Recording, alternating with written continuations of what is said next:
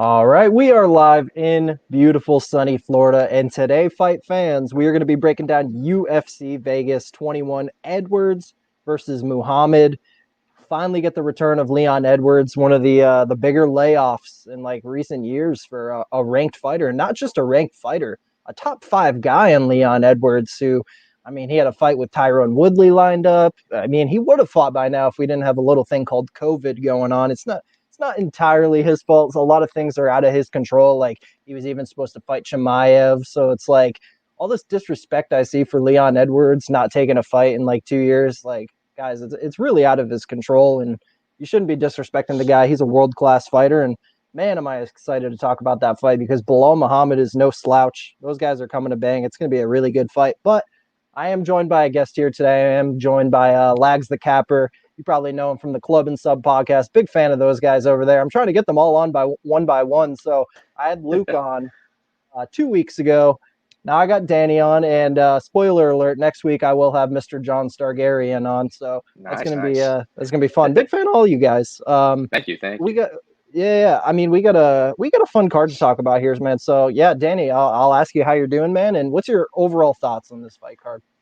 Pretty good. I think there's a lot of interesting fights, a lot of good matchups. I think there's a lot of good betting opportunities. And what's interesting, you mentioned Leon with the long layoff. Imagine if Leon was in Gilbert's spot right now because he was supposed to have that fight with Woodley. If he would have had that fight with Woodley instead of Burns, maybe we would be talking Leon versus Usman for the belt instead. Totally, It's man. crazy. It's crazy with COVID, man. Yeah.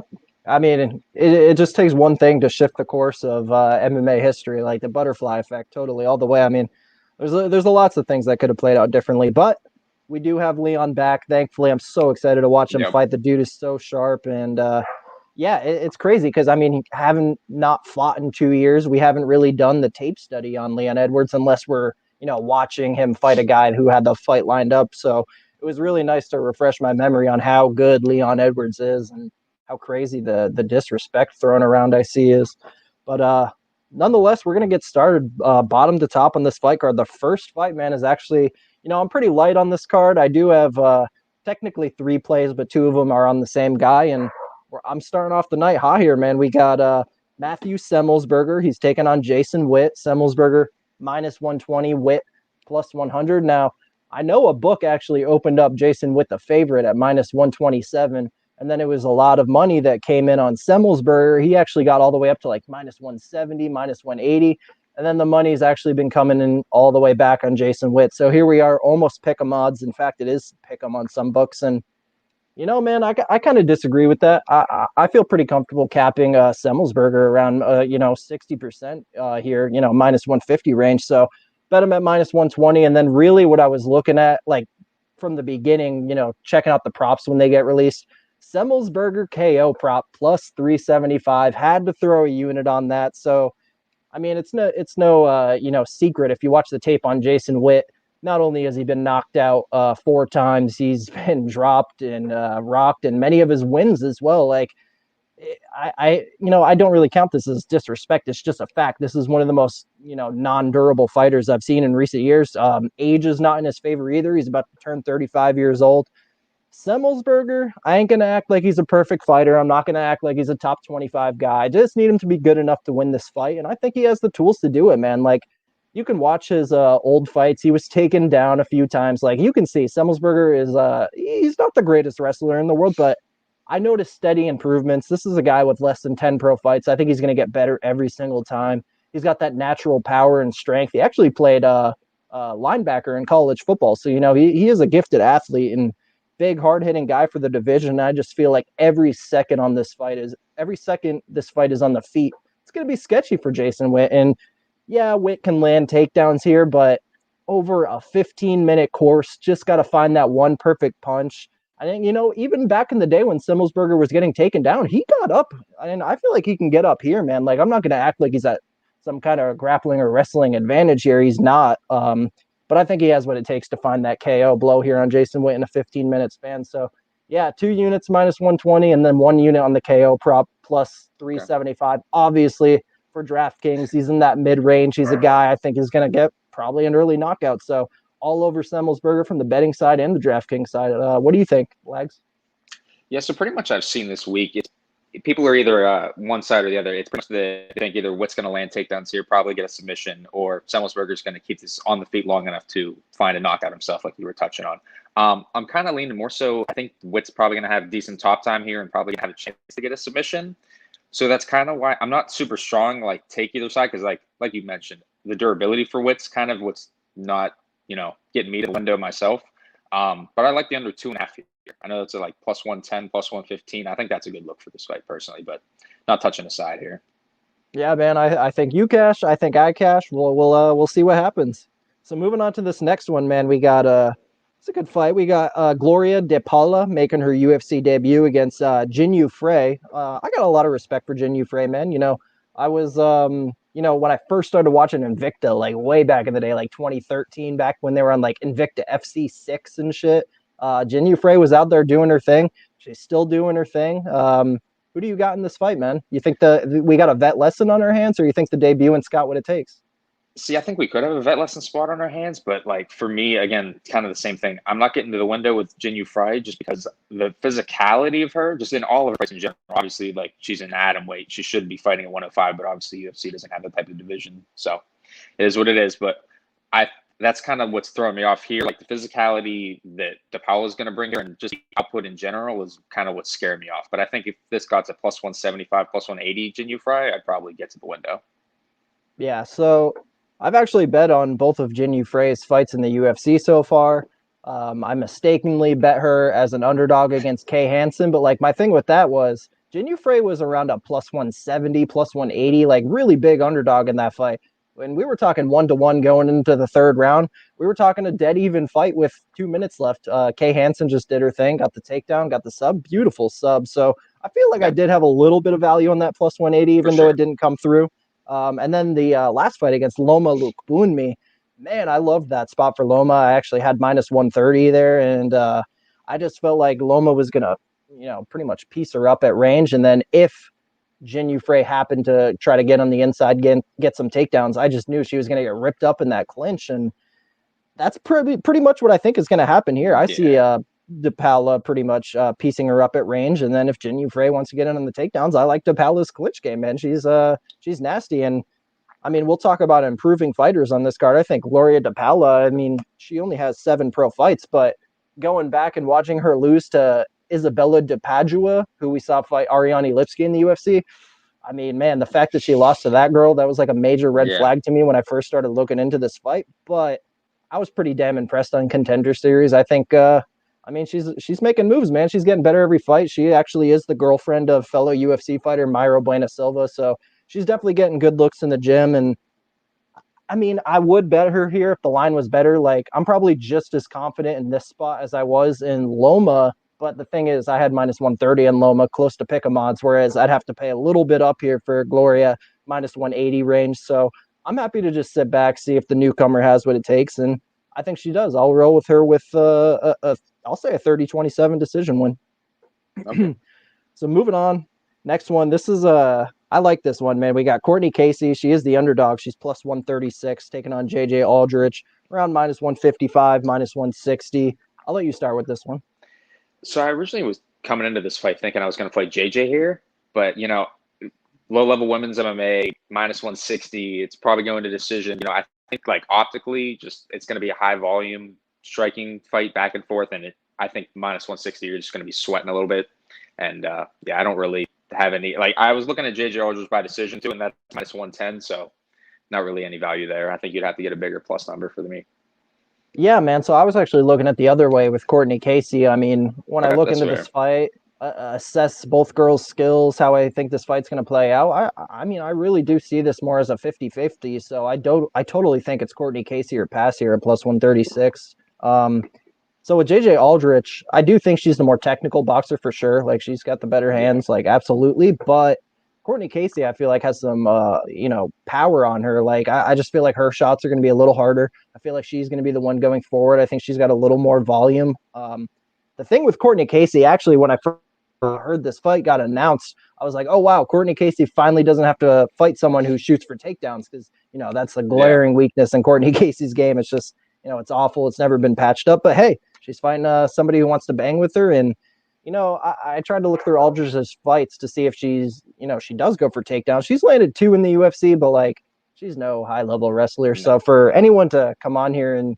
confidently say that Aldridge is going to land takedowns here on Casey, I don't buy it, man. I see this being a 15-minute kickboxing match, probably a close one where JJ Aldrich's shots look a little cleaner, but Courtney Casey's have a little more pop to them. So I'm going to roll with the underdog here just because of the price. I'll go with Courtney Casey to take a split decision. But one more thing I'll say, the main reason I passed on her is just because we've seen a lot of questionable fight IQ out of Courtney Casey. Like we're talking 1-1 fights with Felice Herrig with 2 minutes left in the fight. And she's, they're flipping each other off and stupid shit like that. It was just, dumb shit. And not only that, she's done a lot of dumb, like she pulls guard. Like, oh man, it's just not pretty with Courtney Casey. So I'm happy to pass, but I actually think she pulls this off as an underdog.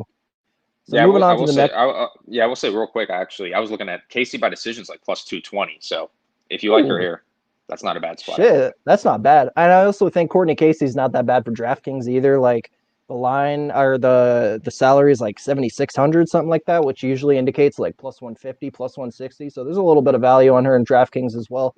Not so much the GPP side. Like she's not going to go out there score 100 points with a first round knockout, but in cash games, I think you can get a good score out of her. So moving on, new fight. We got Nasrat Haqparast. He's taking on Garcia, 12-0 out of Combate scene. I like this guy, Rafa Garcia, man. Like, I liked all the skills I've seen. His striking is good. His grappling is really fucking good. I think he has a bright future in the UFC. My main problem here is I think he's a featherweight, dude. Like, I know it lists him as 5'7" on Tapology, but go and look at the Instagram. I mean, this dude looks more like 5'6", 5'5". He's a small guy. I can't see him just sticking around at lightweight for a long time. I mean, go down the lightweight roster. You're not going to find a single top guy that's under 5'8". You got Michael Chandler. He's 5'8". Drew Dober 5'8". But nobody really shorter than that in the division. I think that's for a reason. So, I know his last 5 or 6 fights have been at 155. I just don't think that's a weight class for him. And not only that, with his striking, like it's not perfect by any means. Like he rushes in, he leaves his chin up. He's a little defensively flawed. And against a guy in Nasrat Haqparast, I feel like he's going to really make him pay. Probably land a KO blow. When it comes to the grappling, like I said, I think that's Rafa's biggest strength. He's a really, really good grappler.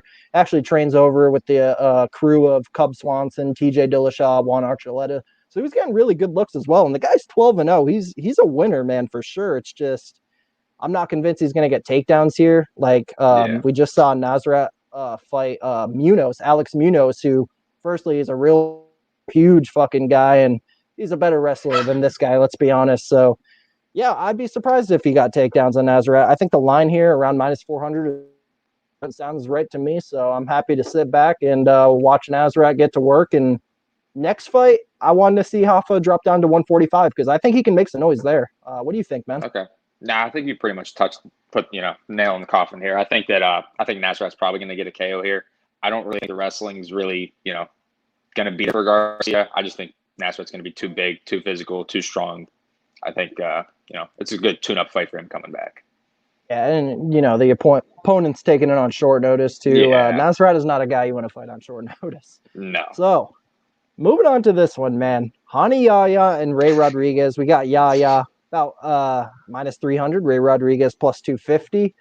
When I first saw this fight, I'm like, oh, wow, this guy, Ray Rodriguez, that just handed his neck over on a silver platter to Brian Kelleher, he's fighting this high-level BJJ black belt. Holy shit, Yahya is easy money here, but damn, dude, when I look into Hani Yahya, yeah, he can look like $1 million sometimes. His jiu-jitsu is absolutely serious, but there's other times where he just completely gasses out and pulls the old Brazilian stunt. And damn, dude, if Ray Rodriguez can extend this fight, I think he's got the cardio advantage. He's a very tough guy. He can hit hard. He knocked out a fellow UFC fighter, Jimmy Flick. Man, I feel like if this fight gets late, big live betting opportunity on Ray Rodriguez. I just don't know if I want to take I'll be honest, I don't think he's a UFC level fighter. He's not that great. He really only got the call because of the COVID era, needing short notice guys. And, I'll give him a little bit of respect. Like, for sure, he's been around the scene for a long time, fought a lot of good guys. But, yeah, I just have really no reason to believe he is going to be able to survive the initial grappling burst, especially, making mistakes sticking your neck out there against Brian Kelleher, a guillotine specialist, and what was that fight, like 30 seconds? So Yeah. yeah, I know my boy Clint took the shot on Ray Rodriguez, and I wish him the best of luck. I'll even poke at Ray Rodriguez and Draftkings in a couple lineups just because it's so cheap. If he wins, he's going to be on the optimal. So yeah, I'll go with Hani Yahya, but I'm not as confident as I was pre-tape. I'll just say that. Who do you got? Yeah, no, I kind of agree with you here too. Yeah, I mean, the live betting spots for sure. I think like round two, like right in the middle of round two, depending on how this is going. If Yaya's, going to be up 2-0, but he's death gassed going into round three, maybe that's a good spot to bet Rodriguez. Or if you think it's 1-1 going into round three. Um, I would say if you're betting the Yaya side, you probably shouldn't be betting the minus 300. You'd probably be betting sub, which is like plus 100, plus 110. I kind of think that's what's going to happen here. But again, not a great price. And obviously cardio issues, the age, the durability. I don't hate people poking the dog here at all. Yeah. So, man, we were talking about this one a little bit before we went live. We got Charles Jourdain. He's sitting around minus 250. Got the newcomer, Marcelo Rojo. He's about plus 210. Who do you got, man? Yeah, so similarly to the last fight, I think Jourdain is not a safe parlay piece this week. Not saying that Rojo's going to pull off the upset or anything. Rojo's pretty much, round one or bust type of fighter. He's going to bring that kind of fight to Jourdain. And I kind of think that's, a perfect fight for him to excel at. A good bounce back spot from that draw against Kulabau. I think that this is a perfect spot for him to get a finish first round, second round. And I actually have a play on this fight. I have a unit on the fight doesn't go the distance at minus 136. Yeah, I mean, I think that cashes, man. I think a situation where it's probably Rojo early and Charles Jourdain late. So, you know what, man? When I watch the tape on Rojo, like I actually kind of like what I see. Like he does have good striking, he's got good power, but he's a bantamweight. Let's be honest, and he slows down late in fights. And Charles Jourdain actually, he kind of better throughout the fight. To be honest, like we saw it in the Duho Choi fight, we saw him kind of overcome the adversity against Josh Kulabau. I mean, Jourdain's a very, very tough guy, man. I mean, it's hard for me to actually pick Rojo here that he's going to actually knock him out, but I out, man. Charles Jourdain definitely has some defensive flaws. Like, we saw Duho Choi drop him, almost knock him out. We saw last one, Kulabau hurt him bad. He's I just think he's a little too green still. I would have liked to seen him get a little more experience outside.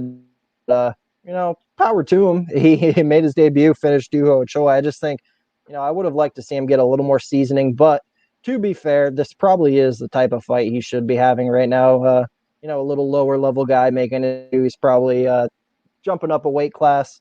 So, yeah, I mean, I think Rojo's live to knock Jourdain out early with those defensive flaws. Rojo has power. He's, I'll say this, what he lacks in size here, he makes up for in speed. I think he's going to be a lot faster than Jourdain on the feet. And if you want to make the argument that Jourdain's going to take this fight to the mat where Rojo is weak, I mean, Jourdain hasn't landed a single takedown in the UFC.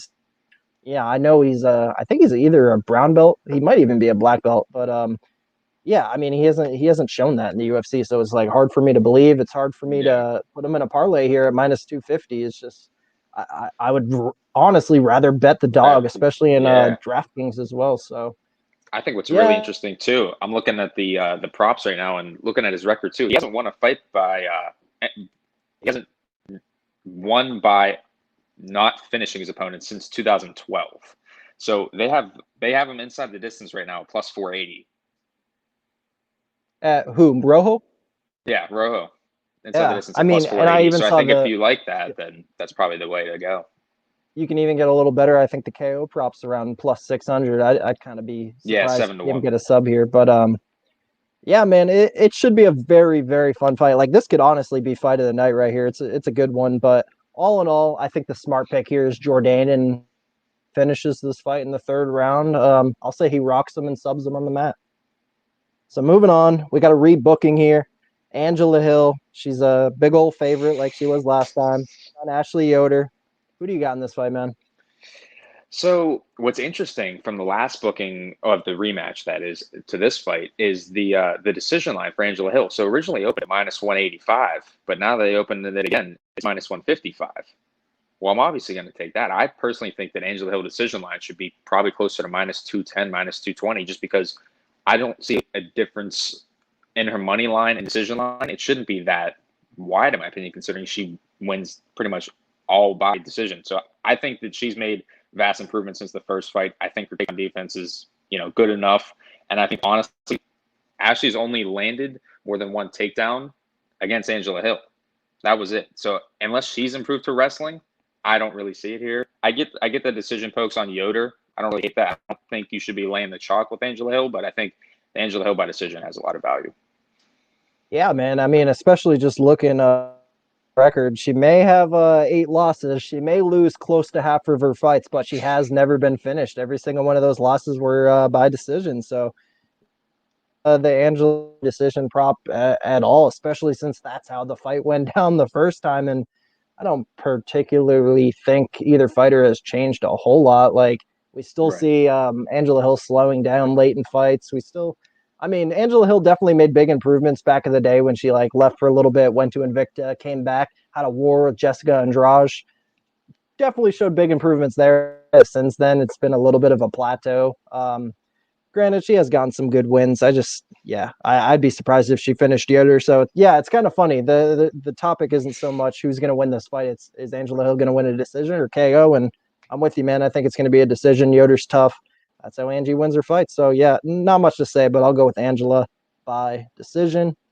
So moving on to the next one, man. This is the start to my parlay. I got Darren Stewart in this fight, man. And let me just talk about Eric Anders for a little bit. I might be a little long winded here, might go off on a little bit of a rant, but I just want to get this across. My thoughts on Eric Anders. So, firstly, I was a big fan when he came into the UFC.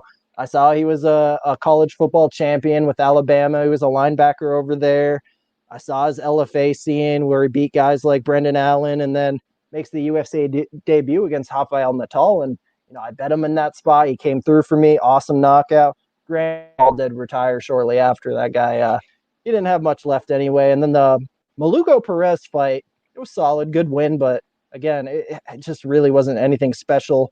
Lyoto Machida, so they know what they're doing with Eric Anders. They're trying to, get this guy in a big win name over an aging legend, and unfortunately, he doesn't pass the test. He's not able to beat Lyoto Machida, but I kind of gave him a break on that just because, big main event, first big fight. Like, I understand there's probably a lot of pressure there, but I assumed that fight was going to, make him a lot better. So next fight against Tim Williams, I know most people will remember that amazing knockout in the third round, but not what a lot of people don't remember is Tim Williams actually won a round in that fight. It was very close, 1-1 going into and shit, dude, you can make the argument Tim Williams was winning that third round up until the knockout. Like, not a good look to have that close of a fight with Tim Williams.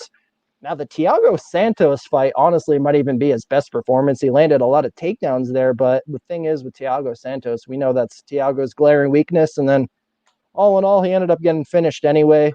Elias Theodorou, man, I believe I bet Eric Anders in that spot. And the thing was, he actually hurt Elias Theodorou in that fight, but he just stared at Elias when he hurt him. Like he just didn't follow up at all. He showed killer instinct at all. He just sat back and appreciated his work. Oh, I dropped him. I'm going to stare at him for a few seconds now. It was garbage. Elias was able to outpoint him. It just was not a good look at all. Especially when I thought we were reaching a point where Eric was improving, just not a good performance. And then Khalil Roundtree, like you're jumping up a weight class to 205 and Khalil's a hard hitter, but I mean, dude, he made Khalil Roundtree look like the second coming of Christ. He made us think that Khalil a brand new guy, and in fact, he was not. That was just looked so slow. He just could not get anything going. It was just a bad look. Next, Vinicius Moreira. I mean, who hasn't knocked out Vinicius Moreira? You know what I'm saying? Like, dudes like Ike Villanueva are knocking out fucking Vinicius Moreira. And then the next fight, I was at this one in Orlando against Gerald Meerschaert. I thought Meerschaert won. It was a very, very close fight. You look at the stats, Meerschaert actually outlanded him. I mean, oh man, that was just not a good look. So I'm pretty down on Anders at this point, but next fight against Krzysztof Jotko, I thought that was kind of a winnable one too, just because Krzysztof Jotko was another guy who I thought might be declining a little bit. He got knocked out by Brad Tavares, who doesn't really knock out anybody. And dude, Eric just could not really pull the trigger on the feet, and he tried to go real wrestle heavy, but like every shot was slow and telegraphed, and he just didn't even come close on a single one. He got every single take that fight. Just was not a good look. I'm not seeing the improvements that I wanted to see out of Eric Anders, and I'll sit here and say I just don't think the guy has what it takes to be, a top 25 middleweight. Now, Darren Stewart, on the other hand, it was kind of the opposite. I was kind of low on Darren Stewart. He actually started off his UFC career lost to Francimar Barroso, lost to Carl Roberson, lost to Quez. But I think he started to make steady improvements. Even the fight against Edmund Shabazian, top 15 guy, made that fight very sketchy. Showed big power there and looked pretty good. Good win against Darren Wynn, a guy who came in wrestling heavy. Now, yeah, Wynn got some takedowns, but Darren Stewart what he needed to do to get the win. And then people will talk about this Bartosz Fabinski fight. It's like not many people know Bartosz Fabinski is one of the best grinders out there. That dude is a hell of a wrestler. It was a tough fight. Weird circumstances too. It was in Cage Warriors, both signed to the UFC like when COVID first started, and they tried to get a bunch of guys on the London card to fight in Cage Warriors, and really those were the only two guys they were able to get, and just weird circumstances. I think I'll give him a little bit of a pass on that. Maki Patolo showed off a new tool in his game, locked in a sick guillotine choke, and then what I really want to talk about is this Kevin Holland fight where I think this is where Darren Stewart is actually making some improvements. Now, I know Kevin Holland's not a wrestler by any means, but let's be honest. I mean, he's number 10 ranked guy in the world. He's a very good fighter. And Darren Stewart, not only was Darren Stewart able to stuff every single takedown from Kevin Holland, he showed off pulling of his own. He took down Kevin Holland 3 times, had some top control, made that fight very tough for Kevin Holland, split decision. And man, seeing Darren Stewart going from losing to Francimar Barroso to going a split decision with Kevin Holland, those are the kind of improvements I like to see. I think this guy's made strides in his wrestling. So, I mean, the fact that Eric Anders hasn't landed a takedown since 2018, I really think it's wishful thinking that Eric Anders here and land takedowns. And then when it comes to the striking, I mentioned it, dude. Eric is just so slow on the feet. Everything telegraphed. It's not a good look. Darren Stewart is the much faster, better athlete, hits harder. I think he lights up Eric Anders on the feet here. Now, I know you got to play on this fight to go to decision. And, although I do like Darren Stewart, I like your play as well, man. One thing I will say about Eric Anders is that he's a pretty damn durable dude. So I see this more as a 30-27 unanimous decision for Darren Stewart. I got 4 units on it. I'm very confident, Wow. man. What do you think of this fight? Yeah, you touched on it. I got a plan here. I got a unit and a half on the fight goes the distance at -156.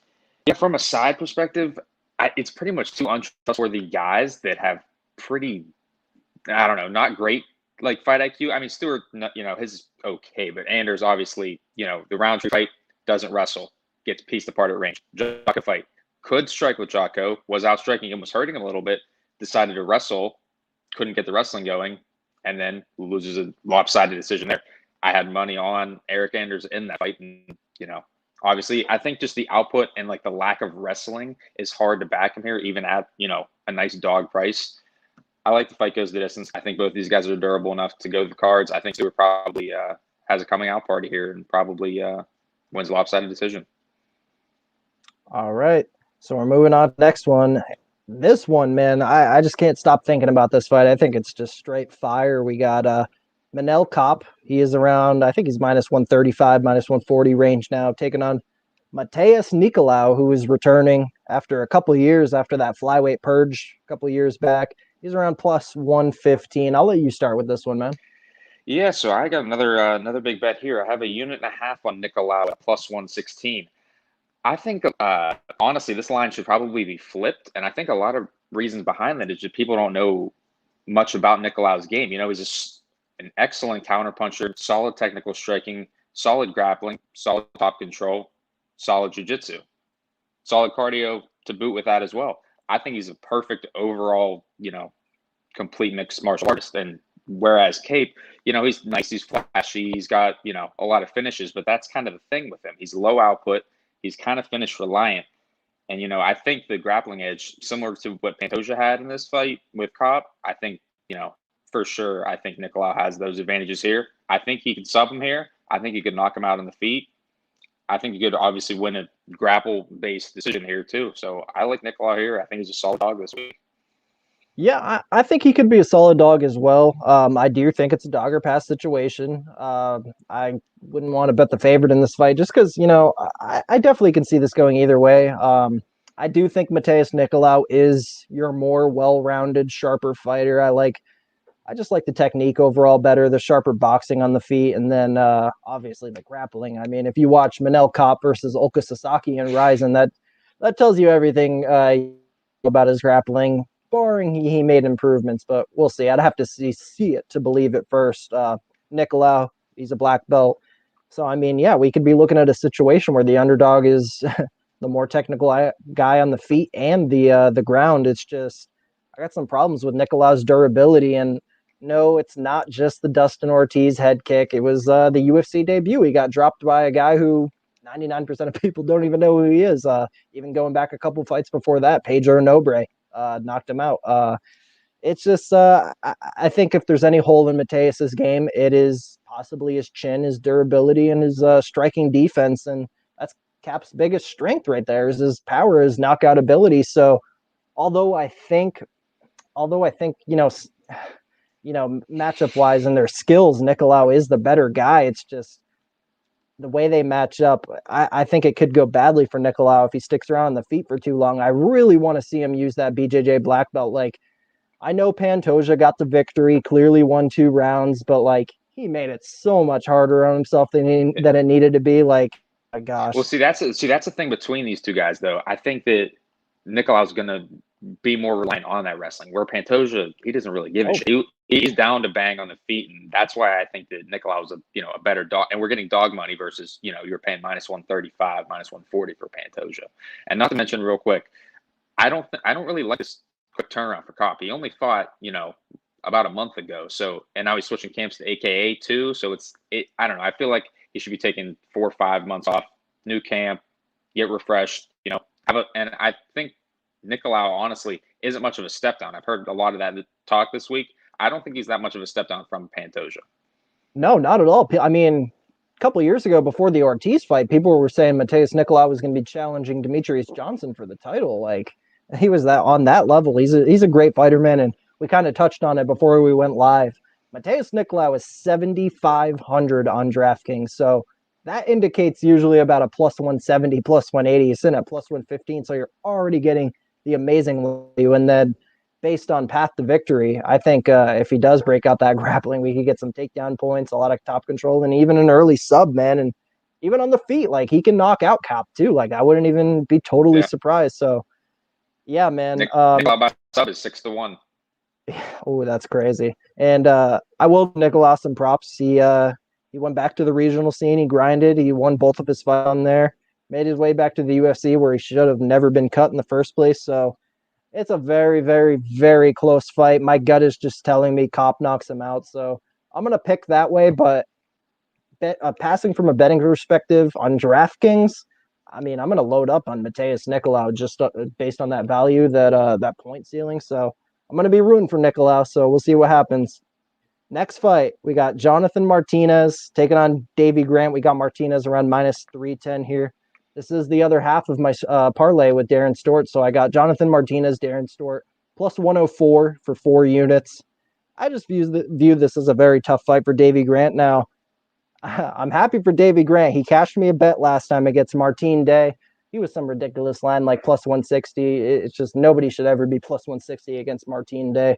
I actually think he just got cut, rightfully. Of course, he Yeah, went 0-5 in the octagon. If you want to include contender series, that guy wasn't on the level in my opinion. Now Jonathan Martinez, huge step up from Martin Day. Like this guy's just dangerous. He's got the knees, the elbows. He's good at range. Like I love what this guy brings from a striking perspective. He's another one of these Factory X guys booming right now, and he was peaking alongside a lot of those guys who, yeah, last week where we had 3 Factory X guys. It might have been 2 weeks ago, but yeah, man, I like Martinez here. I think he's got a lot to offer against Davey Grant here. It's just I'm kind of worried about the takedowns a little bit, if anything. But the problem is Davey Grant's been falling in love with his hands, man. He hasn't really been wrestling lately, and even if he does, like I don't think it's some ridiculous mismatch. I think Martinez can get back up. I mean, the kid's improving every time. So he recently fought Frankie Saenz.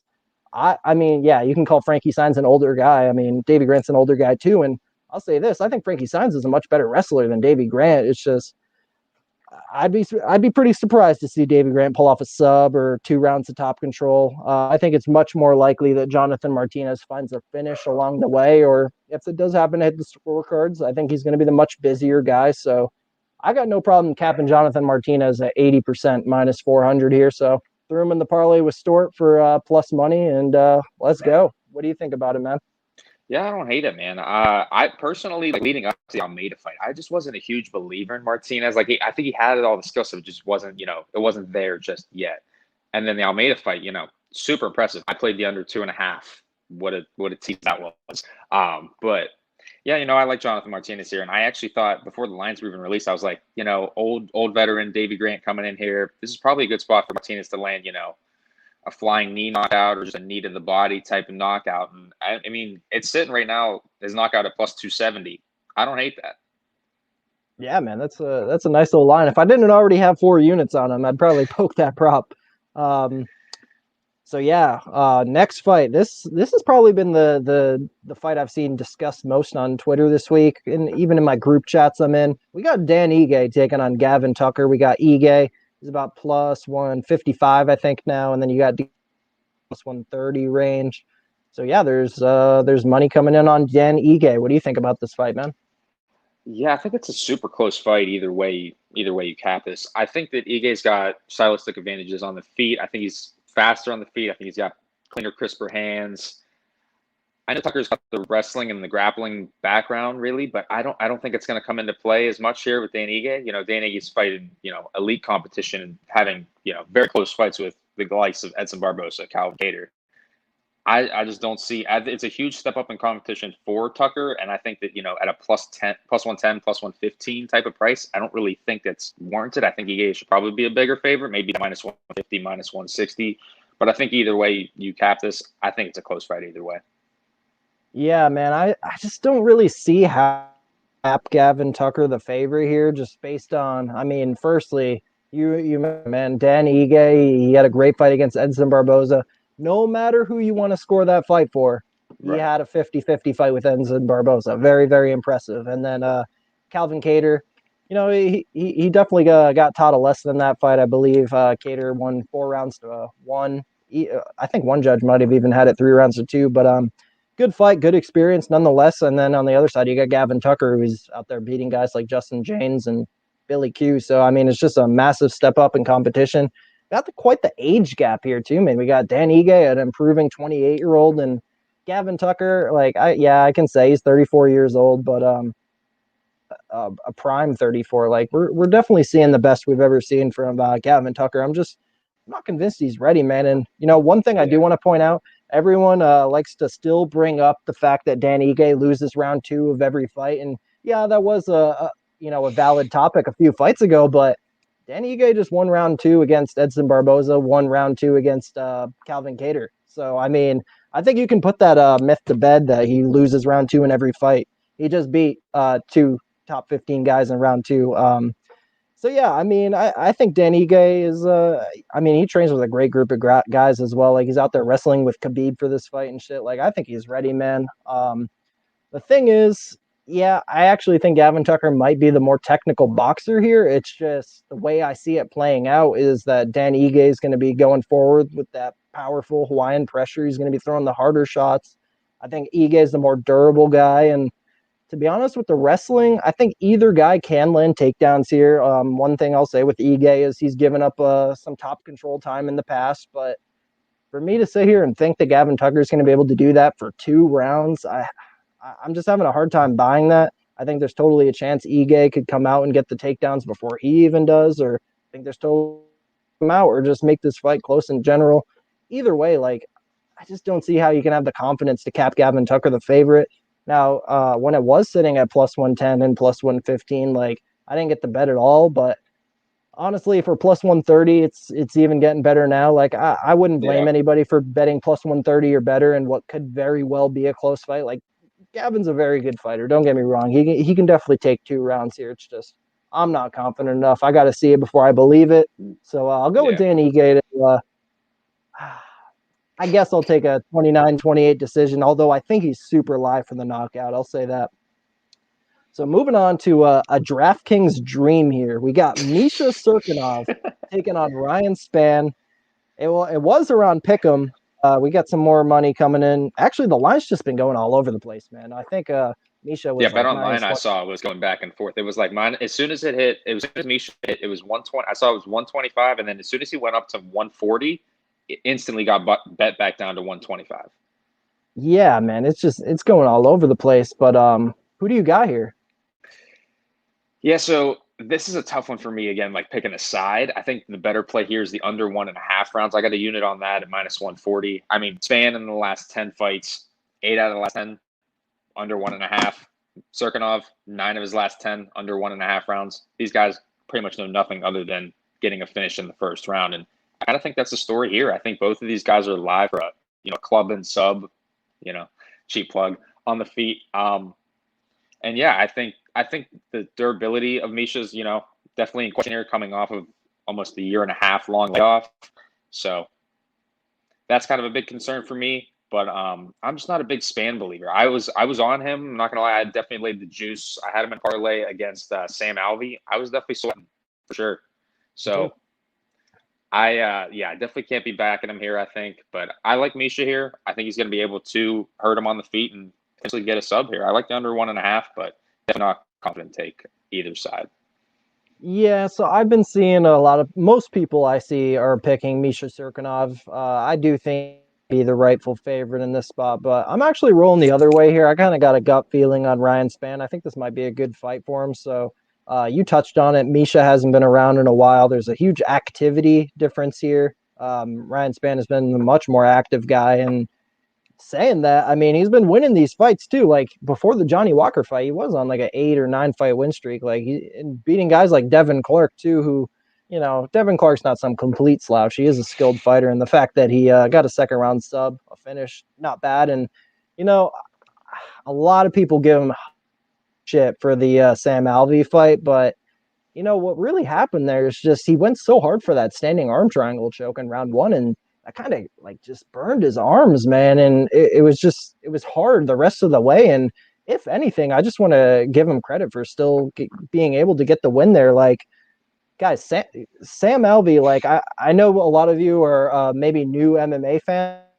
Sam Alvey is a dangerous, dangerous guy. I mean, he's got a shit ton of UFC knockouts. Like, you want to look at Sam Alvey's UFC record. I'm pretty sure he's got a pretty damn good UFC record. Like, the guy wins fights. And, I think that was a good learning experience for Spann. And, he had Johnny Walker on the ropes, almost completely finished. He just, I don't know, man. It was just a mental lapse. And say what you want about Johnny Walker. Johnny Walker is an extremely dangerous guy, way more of a KO threat than Misha Serkinov.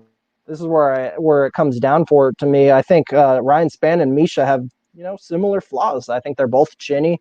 The thing with me though is just Ryan Spann's much more of a KO threat than Misha Serkinov. Like Misha Serkinov is more of a submission guy, and I'm not convinced Misha Serkinov is just going to be able to take him down, sub him, or have major success on the feet. If anything, I see the younger 6'5", better athlete, more explosive guy. I think he's going to get to Misha Serkinov first before like shit gets sketchy for him. So yeah, Spann gets a first round KO here. I'm not crazy confident. We were actually talking about it like maybe a few days ago. I Yeah, think I I want to know. bet Ryan Spann, bro, plus Yeah, 120, and I don't. plus For me, 120 or go I ahead. don't know. I don't think there's a ton of value there personally. Like what I was gonna do, I'm still tempted to do it actually.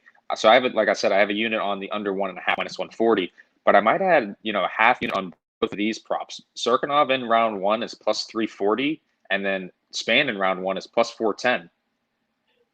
I like that Spann round one, to be honest with you. I just think Yeah. he's going to be able big reach advantage too. I mean, you got a lot of advantages in the favor of Ryan Spann. Just the only problem with me is the chin. He gasses. I think Misha is more technical everywhere, so Yeah. it's hard. It's just one to stay away from. But on DraftKings, you got to go heavy on both sides, in my opinion. Like both guys are super live here, so great fight. Another one of those fight of the night contenders, if it actually lasts long enough to be a fight of the night. Probably more of See, a that's performance of the what's night weird contender. too. That's what's weird too, because it's like it's not a great co-main event fight in the sense that like the guys aren't that great, but it's going to be an entertaining fight. I hope. Like I think Right. it's got potential. It's got potential to go under 1.5. So that's why I'm like, I think Ige Tucker would have been a better fight to put in there, but it's like just like from an entertainment perspective, I get why Serkinov spans in there. Yeah, I get it, and it's crazy to think just this division is so shallow right now. It kind of surprised me to learn that both of these guys are ranked. It's like, really, Ryan Span's ranked? I don't know how Wow, Ryan okay. Span's ranked. Yeah, I don't know how Ryan I Span's ranked mean, personally, but yeah, I mean, was Devin Clark ranked at the time he beat Devin Clark? Is that how we got in the rankings? Like, I'm I just think not really so. sure. Yeah. Yeah, I want to say Clark might have been like 10th, 9th or 10th at the time, maybe. I yeah. might be off So, on that. I don't know. but great fight, man. I think this is Yeah. it's worthy of a co-main event, man. Based on entertainment value, it's a very well matched fight too. I mean, it's just great matchmaking from the matchmaking boys, Sean Shelby. So yeah, we're on to the main event, man. This fight is very, very good. Kind of talked about it at the beginning. Leon Edwards finally coming back about a 2-year layoff, taking on Bilal Muhammad, who's kind of been the opposite with him. He's been very, very active. Just the thing is here, Leon Edwards has reached a much higher level, beat the better guys. So who do you got in this fight, man? Yeah, so I got on this line pretty early actually, and I'm, to be honest, I'm surprised that the Leon love hasn't been more pouring in. So I parlayed him at I have a 2-unit parlay with Leon at -270, and I had Nunez last week inside the distance for a -129 parlay, and then I have 1 unit on Leon wins in 4-5 decision -140. I actually surprised that the line is still at -270 personally. I think that for Bilal to win a decision or just to win in general, I think it's going to be decision, and I think it's going to have to be a close decision where he just out volumes and outworks Leon. But my issue with that is just Leon is so efficiently good on the feet that he limits his opponents striking so good, and that he's able to outpace them and outwork them and do so much damage in the clinch. I mean, he's probably one of the best clinch fighters in the UFC. And I think durability, cardio, pace, output, all those edges here are for Leon. And I think this is a y'all must have forgot type of spot for Leon coming back here. And I think he wins here, and they match up him and maybe him and Burns next, or him and Colby. Totally a possibility, man. I mean, it's pretty much impossible for me to actually be confident in picking Bilal or capping him the favorite. I just think you simply can't do that. Like, Leon is the much better, faster, sharper athlete, and he's arguably the better the more technical boxer. It's kind of hard to point out the advantages for Bilal Muhammad here. It's just, I think it's got to be the pressure, man. I think he's just got to put up hell of a pace on Leon. But the problem is, like, we've never seen Leon really slow down. Like, people will bring up how he took rounds off against Cowboy, but I mean, that was a big fight. 5-round main event against a legend of the sport. Like, he was just doing what he thought he needed to do, and he got the win for sure. So you look at what Leon did accomplish before this long layoff. He had some good wins. So look at the Vicente Luque fight, and most people like yourself are going to pick Leon. Even myself, I'm going to pick Leon as well. But I actually kind of want to make a little bit of a devil's advocate, conversation for Bilal Muhammad here. So That's fair. Vicente Luque, on paper, that looks like a great win, but time Vicente Luque kind of just had no idea how to stuff a takedown or get back up, and that's what happened there. Brian Barberena, it was a good fight, but Barberena had a lot of moments. Peter Sabota is a completely washed up fighter. Donald Cerrone, aging fighter. Rafael dos Anjos, aging fighter. Now, really the only guy in his prime that Leon has fought lately is Gunny Nelson, and Gunny Nelson made that fight kind of sketchy for him, man. He got a takedown there. He had some moments on the feet against Leon Edwards, and man, I think Bilal Muhammad, I think he's outgunned. I think he might even get taken down himself, but I don't know, man. I feel like I don't want to say the layoff is bad for Leon, but I think it could be a positive for Bilal, just in the sense that, he's been in the octagon a lot lately, and Leon Edwards, I mean, people can say what they want about rings, but I mean, it's a real thing. Unless you're Dominic Cruz, it's a real thing. Bilal can get taked. It's kind of like the Gavin Tucker fight in a sense where Yeah. I definitely feel like Ige is the better guy. Like, I feel like Leon's the better guy, but it's not like I don't think the opponent can have moments of their own. It's just, it's low percentage. Like, there's a reason Leon is -200, could arguably even be a -300 in this spot, but I don't know. I don't think you can completely count out Bilal Muhammad. Like, I think he can land takedowns. I think he can put some pressure on late. I think he can have a little bit more volume, but the problem is, like, why I'm definitely going to be going with Leon here from a stylistic standpoint. If Bilal Muhammad does decide to go that pressure style and really, really be aggressive in this fight, he's going to get countered bad. Like, Leon is one of the most defensively sound fighters, and he's got great counters. Like you said, the clinch work is nasty. Some of those elbows he's landed, it's very nice. And I will say, anybody gets a finish in this fight, I think it'd be Leon, man. I Yeah, know we've seen Bilal had been knocked out before, but to be fair, that shot from Vicente Luque was like perfect, right on the the soft side of the yeah. head. So yeah, it's a great fight. Like, it's hard for me to kind of just write Bilal Muhammad off completely. I'm a huge fan of the guy, but in reality, this probably is a good bounce back spot for Leon. So I will go with him to take the unanimous decision here. You got anything else you want to add? Yeah, I think what's two other interesting points on this fight too, like you touched on with that, bringing the pace and the pressure early to Leon.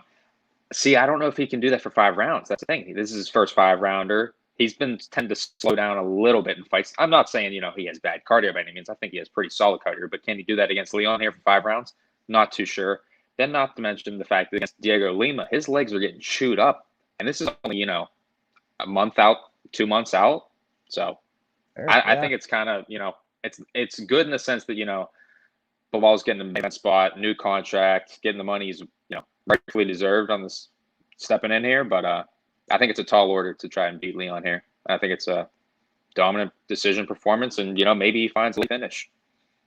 totally possible, man. And for DraftKings, I mean, I think you can definitely play both guys. Like, if you're in a cash game situation, I think you can stack this fight, man. I think more often than not, this goes 5 rounds, and so I think you're going to get the win points with the favorite, and even with the loser here, if Bilal Muhammad happens to be the loser in this fight, I think he can rack up some takedown points. I think he does land a lot of volume, so you're still getting like 40, 50 points out of a Bilal Muhammad loss. So I like that. For GPPs, Leon, I mean, yeah, he's got 5 rounds to rack up points, and he does have a chance for a finish here. So for sure, I'm going to be heavy on Leon. Just, I think there'll be some fighters I'll have more ownership in. Like, I'd much rather have Nasrat Haqparast as my one of my core guys than Leon. I think Nasrat is probably going to get a first round knockout here. Um, Even look at some other guys. Like, I'll probably even be a little more Jonathan Martinez. Like, I'm not crazy confident that Martinez gets the knockout here, but I mean, I think he has a better chance of a knockout than Leon Edwards. So Yeah. yeah, I like it. This is a great card from DraftKings. So I'm just going to look at the slate real quick, point out some things that stand out to me. So firstly, Angela Hill is the most expensive fighter on this slate. I mean, holy shit. I like to fade the most expensive Yeah. slate usually most of the time anyway. But I feel like I'm not going to be the only one doing this card. I feel like Angela Hill's going to be very low owned anyway. Yeah. Jonathan Martinez, 9,300.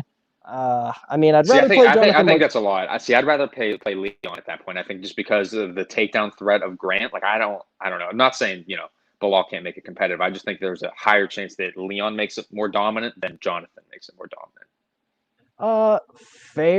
Fair. I think, yeah. I mean, Plus, I it's five definitely rounds agree. versus 3 rounds too. So Yeah, I mean, for sure. I'd agree with that. But yeah. Charles Jourdain, 9,100. I mean, I'm I staying don't think away he's gonna from get to that. that.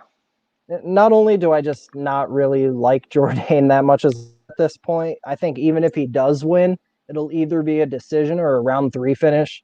Typically, round three finishes don't rack up that many points. You get 45 points for a round three finish, as opposed to 70 for round two or 90 for round one. So I think this could be a spot where even if Jourdain gets a round three finish, he won't end up on the optimal. You mentioned it, Leon Edwards. He's 9,000. You can get Leon Edwards cheaper for Charles Jourdain. So I mean, I'm all about that. Darren Stewart, this is where the world of DraftKings and betting is so different. Like, I'm so confident on Darren Stewart, got a big bet on him, but I think it's going 3 rounds. Eric is a durable guy, so I don't think Darren's DraftKings score is going to be that high. I'd probably rather play Manel Cape, who has a high KO percentage. Dan Ige, I think he could get a KO. Semmelsberger getting down to the mid range, 8,400. I think, I mean, for sure his path to victory is a KO, probably early. Serkinov and Span at that exact mid range, 83.79. You got to play heavy both sides there. And as for underdogs, I already mentioned it. Courtney Casey for cash games. That's a must in my opinion. Nicolau 7,500. I think there's so much value on that. So For yeah, sure. Nicolau and Cap is another one of those fights where you want to be on both sides. Gavin Tucker 7,600. That usually indicates about like plus 150, plus 160. So there might be a little value on Tucker in DraftKings too. And then you get down to the Rojo 7,100. I mean, if Rojo wins, we're talking probably a first round KO, and you get 100 points from a 7,100 guy. You gotta be on that. Ray Rodriguez, I mean, very cheap guy. I think he could pull it off, maybe late, but you know, with caution for sure. And then you get down to the two cheapest guys, or one lady, 6,800. I think there's no point in playing Yoder in GPP. She's not going to score high. No. I mean, cash game maybe, and then you got Davy Grant 6,900. I'm not a big fan of that one. Obviously, big play on Martinez. So yeah, that's DraftKings slate. And overall, I think this card's be good. It's going to be a fun Saturday, man. Anything else you want to add? I think it's a great betting perspective, man. I think it's a great card, ton of different spots, and yeah, ready to bounce back this week. Had a nice, I think it was about a three unit night last week. So, Dude, last week was so weird for me because I had 3 parlays, so I had a round robin. I saw that, yeah, with Batista, Lemos, and Had Olberg. Yeah, I had Batista, rough, Olberg, man. and Lemos. Lemos was the only one that actually came through for me, so I had a real shitty start to the night, -6 units. But then every single one of the rest of my plays came through. I had Uros Megic, that fight under 1.5 rounds at plus money. Jan Blachowicz plus 200. Oh, nice. I mean, shit. I'd have to go back. Let me see. I gotta see what else the fuck I bet. I can't even remember at this point. We go through. This is such a process for us. We just forget all the time what we bet. So I had. That's right. I had Dominic Cruz by decision at plus Me too. 160. Yeah. Love that bet, man. Oh, very nice, dude. I mean, really, plus 150 or better, anything like that, I would have been on it for sure. And then Kyler Phillips too. How could I forget? I got Kyler Phillips plus 140, and yeah, I think that kid is that kid Kyler Phillips, man. I think he could be a problem because BJJ black belt trains with Tanquinho Mendez, very high level BJJ. His striking just keeps getting fucking better, man. And you watch him on the Ultimate Fighter against Brad Katona. When I watched that fight live, I'm like, Jesus Christ, neither one of these guys is going to last in the UFC. And then we see Kyler Phillips here. He's just on a damn roll, man. And Song Yadong's no slouch. So that's an amazing win there. Yeah, big fan of that kid. So, yep, that's going to do it for us, guys. I want to thank Danny very much for coming on. Definitely follow Lags. He's a guy, he does a good podcast with John and Luke and Quinn and those guys. And very entertaining. So I highly suggest you go check them out. And Danny, anything you want to plug, go right ahead, my man. Appreciate you having on. Yeah, thanks for having me on, man. No, just catch us Club and Sub podcast on Wednesday nights. We're at 10 p.m. Eastern, usually just breaking down the fights. Sometimes we go live on Saturdays for big pay-per-views. And yeah, that's about it. Catch me on @lags_the_capper on Twitter. And yeah, thanks for having me, man. Absolutely, man. Anytime. So thank you to the viewers. Appreciate you very much. Of course, hit that like button. I always love seeing that. Hit the subscribe. I actually want to see how many subscribers I have right now because I believe I'm about to hit that 700. Exciting. So if you're watching this right now and you're not subscribed, get the fuck on it because I'm 4 away. I got 696. Yeah. So it's gonna be a fun milestone for me. So appreciate you, man. Appreciate the viewers. This was a lot of fun. I cannot wait for Saturday. And like I said at the top of the show, I will be back next week with John Stargarian of the Club and Sub podcast. I mean, I'm just going to get all you guys on. Fuck it. I'm going to steal you all away. That's awesome, man. Appreciate we'll get you on sometime.